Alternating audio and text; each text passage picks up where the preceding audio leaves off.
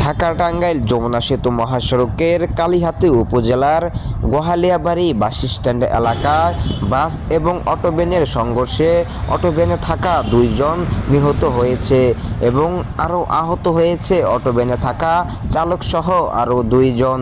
যমুনা সেতু পূর্ব থানার ওসি ফয়েজ উদ্দিন জানান, ঢাকা থেকে ছেড়ে আসা হাসান এক্সপ্রেস যাত্রীবাহী বাস উত্তরবঙ্গের দিকে যাচ্ছিল। প্রতিমধ্যেই গোহালিয়াবাড়ি এলাকায় পৌঁছালে নিয়ন্ত্রণ হারিয়ে ভ্যানের পিছনে ধাক্কা লাগে।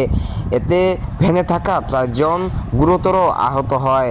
পরে এলাকাবাসী তাদেরকে উদ্ধার করে টাঙ্গাইল জেনারেল হাসপাতালে নিয়ে যাওয়া হয়। পরে জেনারেল হাসপাতালে ভর্তিকরণের পরে কর্তব্যরত চিকিৎসক 2 জনকে ঢাকায় রেফার করা হয়। পরে ঢাকাতে নেওয়ার পথে 2 জনই মৃত্যুবরণ করেন এবং 2 জন যারা আহত হয়েছে তাদেরকে টাঙ্গাইল জেনারেল হাসপাতালে প্রাথমিকভাবে চিকিৎসা দেওয়া হচ্ছে। নিহত 2 জনকে টাঙ্গাইল জেনারেল হাসপাতালে মর্গে রাখা হয়েছে এবং বাসটিকে যমুনা সেতু পূর্ব থানায় জব্দ করা হয়েছে।